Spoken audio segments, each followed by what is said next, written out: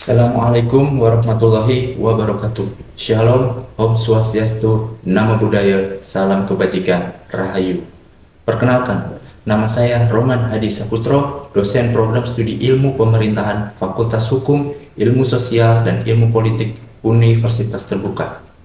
Saat ini, perkenankan saya untuk mempresentasikan PDD UKTPT di bidang pengajaran untuk salah satu mata kuliah yang saya ampu, yakni Etika Pemerintahan dengan kode mata kuliah IPEM 4430. SKS pada mata kuliah ini berjumlah 3 SKS, dan deskripsi mata kuliah Etika Pemerintahan ini adalah bahwa mata kuliah ini secara umum menyajikan materi tentang konsep-konsep etika pemerintahan, kode etik penyelenggara negara, asas-asas pemerintahan yang patut, kemudian pelanggaran etika jabatan, dan kajian tentang etika pemerintahan dalam filsafat Barat dan Timur, terutama di Indonesia, serta aneka masalah pengembangan etika pemerintahan dalam era good governance dewasa ini.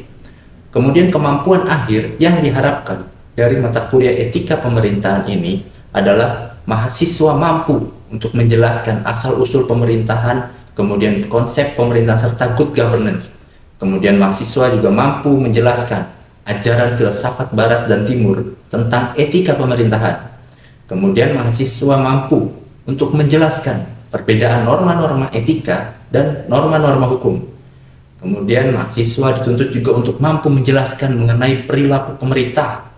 Kemudian menjelaskan juga asas-asas pemerintahan, menjelaskan persoalan etika jabatan, dan mampu menjelaskan kode etik penyelenggara negara dan kode etik PNS atau ASN. Serta mahasiswa terakhir mampu menganalisis masalah-masalah di dalam pengembangan etika pemerintahan. Sementara untuk metode pembelajaran mata kuliah etika pemerintahan ini sama seperti metode pembelajaran mata kuliah lainnya di Universitas Terbuka, yakni yang pertama, belajar mandiri. Mahasiswa dituntut untuk belajar secara mandiri. Di Universitas Terbuka, mahasiswa telah dibekali oleh buku materi pokok yang didapatkan di setiap mata kuliah dan di setiap semesternya, sehingga mahasiswa dapat melakukan belajar secara mandiri dengan mengikuti instruksi yang ada di dalam buku materi pokok tersebut. Kemudian yang kedua, itu menggunakan layanan tutorial yang terdiri dari tutorial tatap muka, tutorial online, dan tutorial webinar. Tutorial tatap muka ini dilakukan secara langsung antara dosen dengan mahasiswanya di ruang dan waktu yang sama, seperti pembelajaran tatap muka pada umumnya.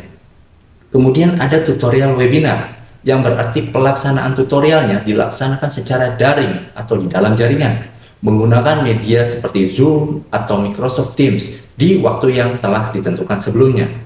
Layanan tutorial yang terakhir atau yang ketiga, itu adalah layanan tutorial online. Itu dengan menggunakan aplikasi yang telah dikembangkan dan digunakan oleh Universitas Terbuka yang beralamat website di elearning.ut.ac.id.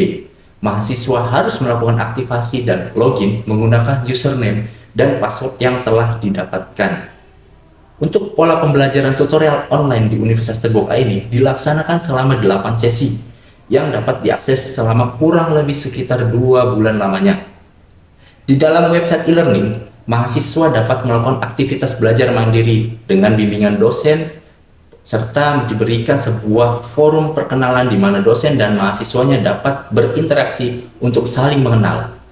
Uniknya adalah, mahasiswa di dalam kelas e-learning ini bukan saja berasal dari satu daerah saja, melainkan berasal dari berbagai macam daerah, dari Sabang sampai Merauke, dari UT Aceh di ujung barat hingga UT Jayapura di ujung timur, atau bahkan ada juga yang berasal dari UT luar negeri.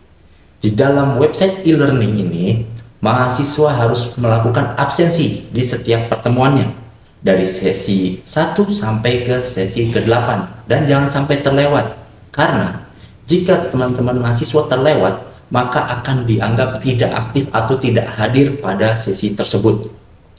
Mahasiswa kemudian juga harus mengerjakan diskusi di setiap pertemuannya. Mengenai tugas yang wajib dikerjakan oleh mahasiswa ada di pertemuan 3, ke-5, dan ke-7. Jadi, di pertemuan 3, 5, dan 7 tersebut, mahasiswa harus melakukan absensi, mengerjakan diskusi, kemudian mengerjakan tugas wajib.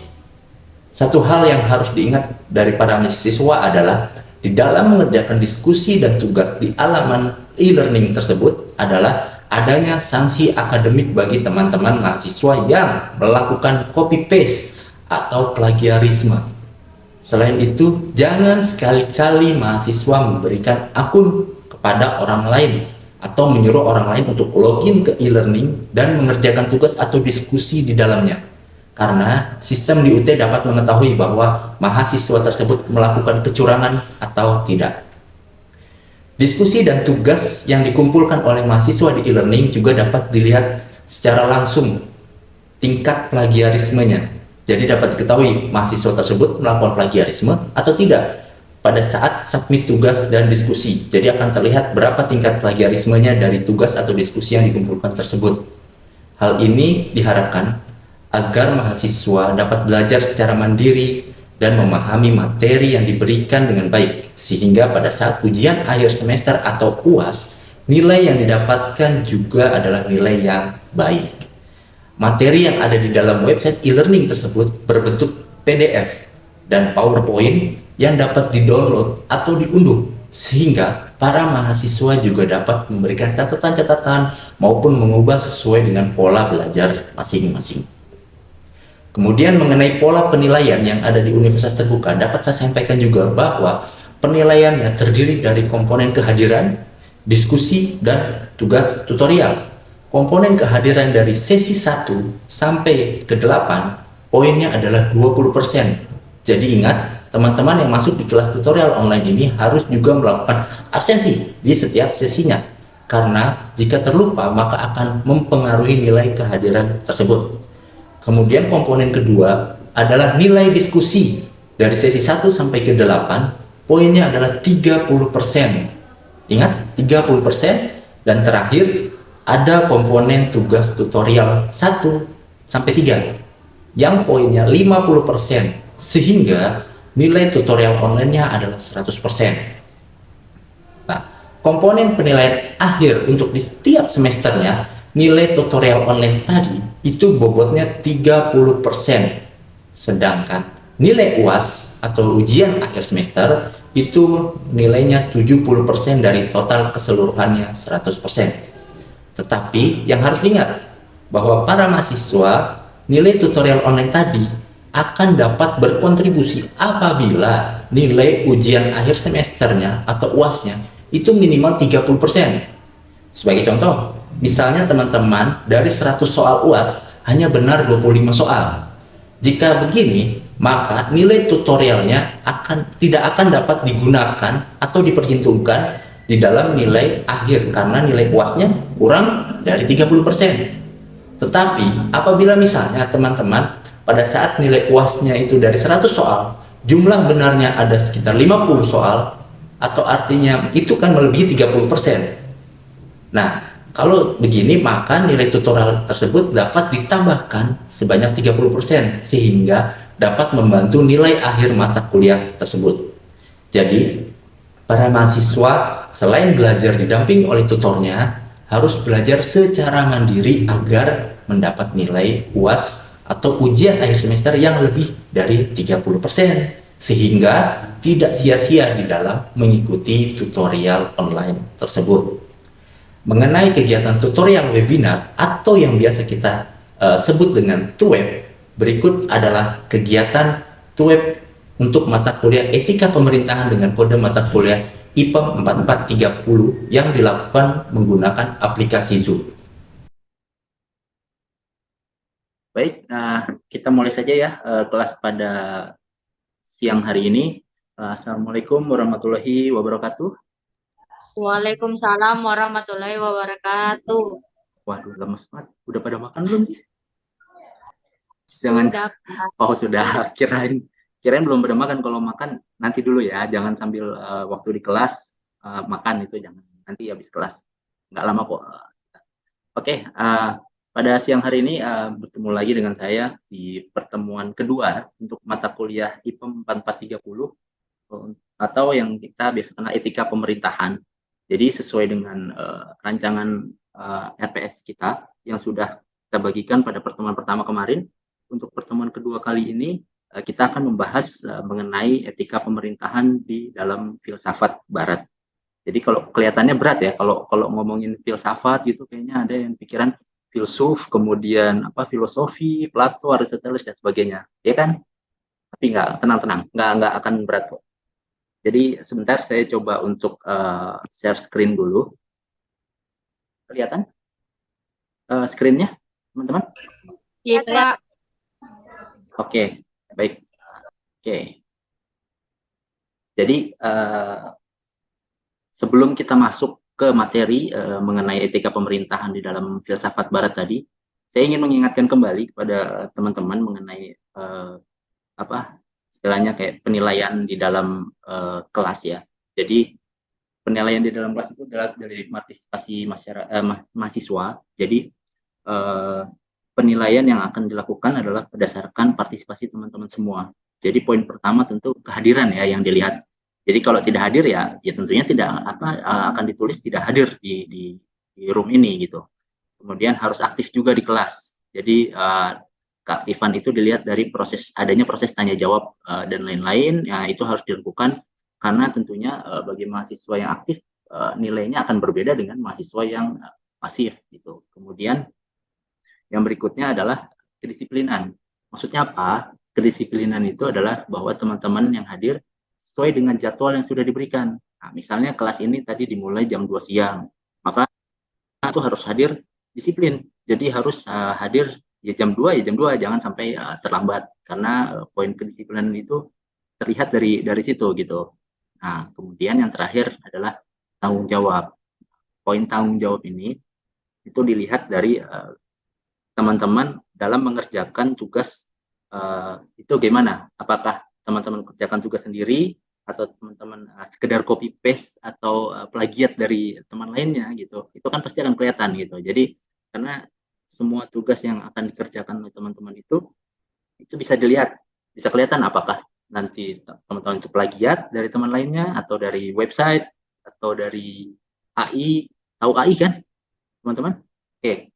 Tahu ya AI artificial intelligence. Nah, kemudian jadi sebelum masuk materi mengenai penilaian ini ada yang ditanyakan nggak? Saja. Next, Pak. Oke, siap. Oke, kita akan masuk ke materi.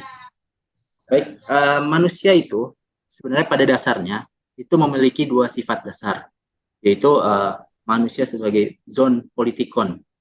Ada yang pernah dengar ini nggak istilah zon politikon? Ada yang pernah dengar? Halo. Pak.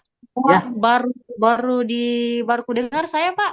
Baru dengar? Kalau yang kalau ini yang kedua ini Homo sapiens kayak enggak asing-asing jujur. Oke, baik.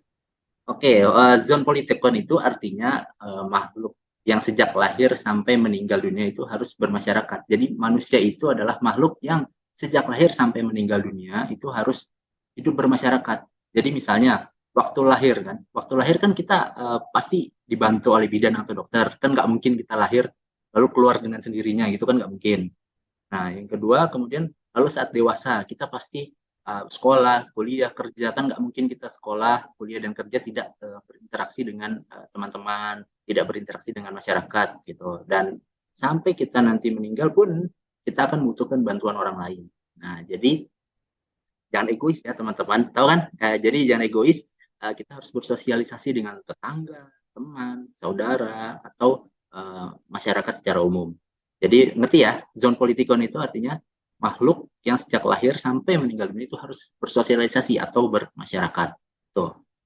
Nah, yang kedua, Homo sapiens itu sifat dasar manusia yang sebagai manusia adalah makhluk yang berakal budi. Jadi, teman-teman jangan diambil, wah Homo sapiens itu kayak manusia purba ya. Oh bukan. Jadi kita lagi bicara filsafat, bukan bicara sejarah. Jadi kalau konteksnya filsafat, itu Homo sapiens itu artinya seperti yang dikatakan oleh René Descartes, itu cogito ergo sum. Artinya saya berpikir maka saya ada. Pernah dengar istilah itu? Jadi gini, sifat dasar itu misalnya yang pertama harus bersosialisasi dengan akal budi. Maksudnya adalah misalnya teman-teman itu berpikir Sekarang kan kalau teman-teman kuliah pasti berpikir.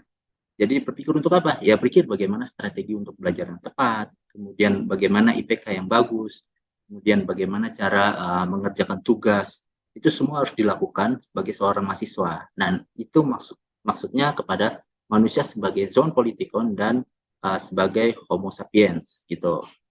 Nah, sebelum next, ada yang ditanyakan nggak mengenai dua sifat dasar dari manusia ini? Nanti saya tanya kalau nggak ada yang tanya. Yang mencetuskan istilah zone politikon itu siapa?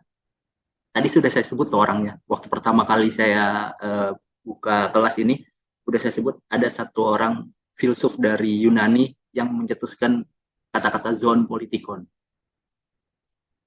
Siapa? Ada yang bisa tebak? Saya Pak, Ya. Aristoteles bukan? Nah, iya betul. Mbak Yanti ya, jadi betul. Jadi jawabannya adalah Aristoteles. Jadi dia tuh seorang filsuf Yunani yang juga adalah murid dari Plato. Jadi kenal kan Plato, teman-teman? Tahu Plato nggak? Kenal? Jarang dengar Pak, taunya Pluto. Pluto itu Pluto itu bukan orang, itu planet. Tapi udah nggak jadi planet ya sekarang. Oke. Boleh izin Pak dijelaskan saja. Oke, baik. Jadi nanti kalau bagian Plato ada sendiri di slide berikutnya. Nanti kita akan coba. Jadi Aristoteles tadi adalah murid dari Plato dan guru dari Alexander the Great atau Alexander Agung. Kalau teman-teman pernah dengar. Gitu. Oke, next slide. Berikutnya adalah perbedaan filsafat Barat dengan filsafat Timur. Jadi karena minggu ini kita fokus kepada filsafat Barat, jadi filsafat Timur kita pinggirkan dulu. Itu akan kita bahas pada pertemuan selanjutnya. Nah, jadi ciri-ciri yang pertama dari filsafat Barat itu adalah bahwa filsafat Barat itu adalah dibuat atau buatan. Maksudnya apa? Buatan adalah didasarkan pada pemikiran manusia. Jadi sebagai contohnya, misalnya demokrasi. Coba, apa artinya demokrasi, teman-teman? Kalau udah semester atas pasti udah tahu dong, demokrasi itu apa. Apalagi mahasiswa ilmu pemerintahan, masa nggak tahu demokrasi gitu kan? Demokrasi apa coba, teman-teman? Silakan.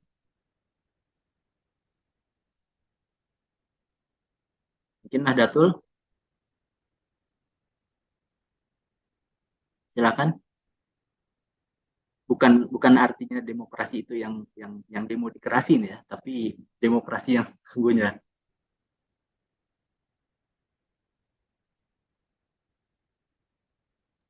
Jadi Pak Yanti lagi Pak. oh ya, silakan. Oh, Yanti lagi, yang lain nggak ada. Iya tuh. Oke, Yang silakan. Pak, demokrasi Pak. Ya. Yang ini bukan Pak, yang kalau pemilu gitu kita ikut pemilihan, terus 2024 itu kan juga ada pemilihan ya, pemilihan umum. Itu demokrasi bukan sih Pak? Ya, itu salah satu sistemnya pemilu itu. Jadi kalau demokrasi itu secara sederhananya itu adalah sistem pemerintahan di mana negara berada di tangan rakyat, gitu. Jadi bukan di tangan salah satu golongan, bukan di tangan raja. Kalau di tangan suatu golongan itu kan aristokrat. Kalau di tangan rakyat itu artinya demokrasi. Seperti di Indonesia kan, demokrasi di tangan rakyat, gitu. Nah, jadi istilah demokrasi ini sebenarnya muncul pada abad kelima. Jadi pada saat menentang pemerintahan aristokrasi atau pemerintahan aristokrat tadi. Aristokrat itu adalah golongan elit. Jadi demokrasi ini lahir dari pemikiran bahwa pemerintahan itu akan lebih baik, pemerintahan rakyat itu akan lebih baik dari pemerintahan elit atau pemerintahan aristokrat. Gitu. Itulah mengapa disebut bahwa filsafat Barat itu dibuat oleh manusia, bahwa dari alam pikiran manusia sendiri bahwa oh ternyata ini demokrasi rakyat lebih baik daripada demokrasi elit. Gitu. Oke, kemudian yang kedua itu aktif, artinya filsafat Barat ini aktif di dalam mengubah sebuah pandangan. Jika sudah tidak relevan dengan pandangan tersebut akan tidak akan aktif mengikuti perkembangan. Jadi gimana? Misalnya gini, demokrasi tadi tentunya berbeda dari demokrasi demokrasi klasik di zaman Yunani dengan demokrasi yang terjadi di Amerika saat ini. Itu kan pasti beda. Nah, itu aktif melakukan perubahan. Jadi tentunya juga berbeda juga dengan demokrasi yang ada di Indonesia. Nah, itu kan beda. Tuh, kemudian dilihat perbedaannya dengan filsafat. Nanti kalau untuk yang di Indonesia kita bahasnya nanti ya, karena itu kan masuk ke filsafat timur. Tapi kalau kita bahas mengenai demokrasi yang ada di Amerika dengan Yunani pada saat itu jelas sebuah perbedaan, dan itu menandakan bahwa filsafat Barat itu aktif melakukan perubahan sesuai dengan perkembangan zaman. Tuh, kemudian yang selanjutnya itu mandiri. Oke, mandiri, kemudian maju, alamiah, ilmiah, materialistis, dan fisis. Kita akan jelaskan satu-satu. Jadi, maju itu artinya filsafat Barat itu sudah berpikiran jauh ke depan. Jadi, seperti trias politika. Trias politika itu kan ada di tahun 1700-an pada saat revolusi Perancis. Tapi itu sudah berpikiran bahwa kekuasaan itu harus dibagi menjadi 3 kekuasaan, legislatif, yudikatif, kemudian eksekutif, dan itu sekarang diterapkan di Indonesia, gitu. Jadi itu filsafat Barat itu sebenarnya berpikiran untuk maju. Jadi yang kita gunakan sekarang itu sudah dipikirkan dari tahun 1700-an itu. Makanya filsafat Barat itu diidentikan dengan sesuatu yang maju. Kemudian ilmiah. Jadi kalau di filsafat Barat itu ilmiah itu dijelaskan secara ilmiah, bukan berdasarkan asumsi. Jadi kalau asumsi itu kan pendapat orang. Jadi kalau istilahnya material itu ini terhubung dengan materialistis dengan fisis. Artinya kalau materialistis itu dia percaya pada sesuatu yang berbentuk, ada materinya, bukan sebuah angan-angan, sebuah hal yang fiktif gitu. Jadi filsafat Barat itu terkenal dengan, pernah dengar istilah materialisme dialektika nggak? Materialisme dialektika pernah? Nggak ya?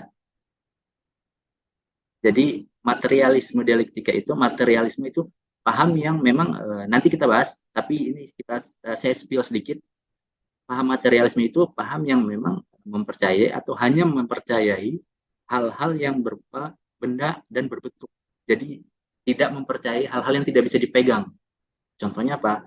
Jadi materialisme sebagai contohnya, saya pegang mouse untuk nggak usah jauh, saya pegang pulpen saja. Kalau dari paham materialisme atau materialistis itu dia percaya kalau pulpen itu ada, tetapi kalau sesuatu yang tidak bisa dipegang itu tidak dipercayai oleh paham materialistis. Contohnya apa? Kayak misalnya teman-teman, oke, kita karena bicara filsafat kita bicara lebih tinggi lagi. Jadi misalnya gini, materialisme. Kalau orang-orang materialistis itu dia tidak percaya terhadap sesuatu yang fiktif. Contohnya apa? Seperti tidak percaya kepada Tuhan. Itu contohnya. Jadi orang-orang materialisme itu kan gimana? Tuhan nggak ada zatnya, nggak bisa dipegang. Itu jadi teman-teman yang materialisme itu tidak percaya terhadap adanya Tuhan. Beda dengan nanti di filsafat timur yang memang berpegang teguh pada sesuatu yang psikis ataupun sesuatu yang fiktif gitu. Kemudian kita lanjut ke next layer selanjutnya. Nah, ini bicara mengenai tokoh. Tapi sebelum masuk sini, ada pertanyaan dulu nggak? Ini kayaknya diem-diem aja nih. Ayolah, mahasiswa semester 5 ya, udah ya. Jadi harus lebih aktif lagi. Ada pertanyaan nggak mengenai tadi perbedaan antara filsafat Barat dan Timur ini? Teman-teman, silakan. Ada? Nggak apa-apa, jangan malu. Kalau di UT itu jangan kalau malu-malu nanti malah nilainya turun. Kan tadi sudah dijelaskan tuh di awal bahwa tingkat keaktifan itu harus tinggi karena itu juga akan menentukan nilai kalian gitu. Tanya aja, nggak apa-apa. Tidak ada pertanyaan? Kita next. Nah, jadi menurut teman-teman, kalau nggak ada yang bertanya, saya yang tanya sekarang. Jadi menurut teman-teman jenis pemerintahan ideal menurut Plato itu seperti apa sih?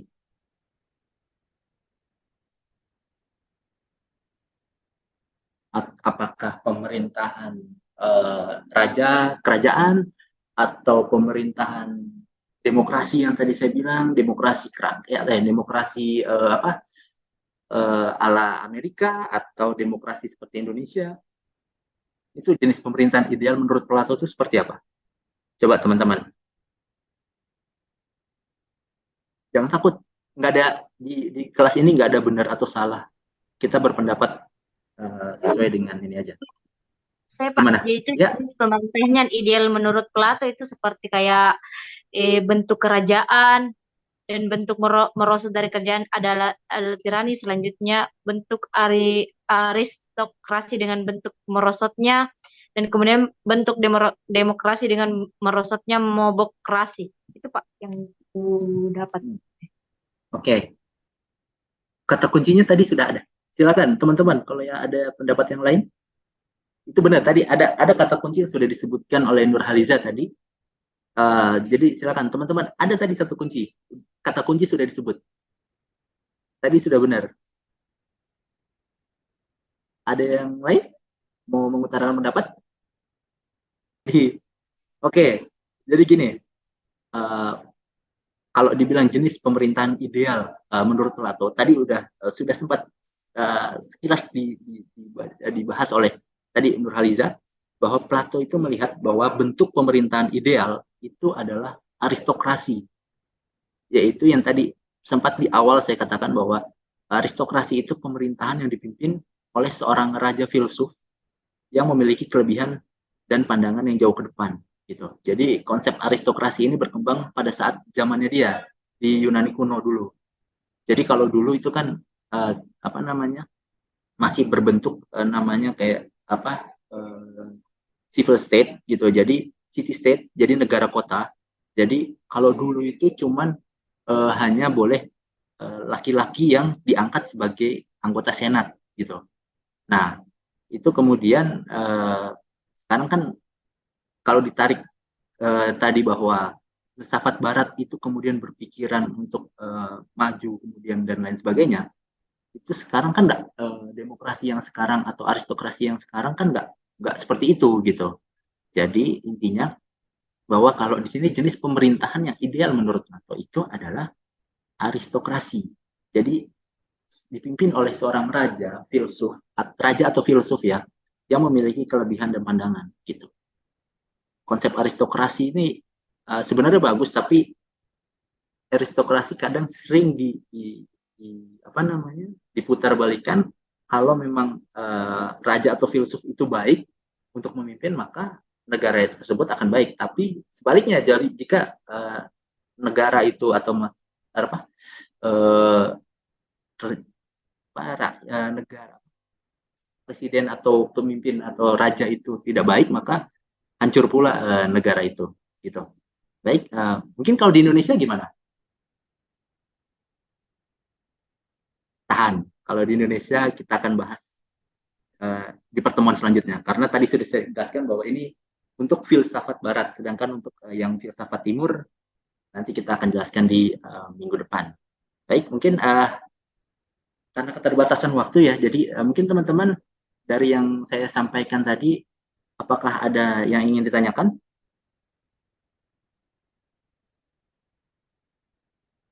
Mengenai tadi Plato, Aristoteles, Socrates, kemudian ada materialisme, kemudian ada sofisme dan lain-lain.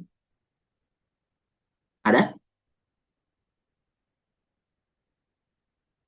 Kalau tidak ada, baik, mungkin saya hanya mengingatkan lagi teman-teman untuk mengikuti diskusinya ya di sesi kedua di e-learningnya, di tutonnya. Jadi karena kalau sudah lewat batas waktunya itu pengisian diskusinya, maka teman-teman tidak akan dapat mengisinya lagi. Mungkin karena keterbatasan waktu, saya akhiri juga pertemuan kita pada sore hari ini. Saya ucapkan terima kasih teman-teman atas partisipasinya pada hari ini. Saya juga mohon maaf bila ada salah kata. Saya akhiri. Wassalamualaikum warahmatullahi wabarakatuh.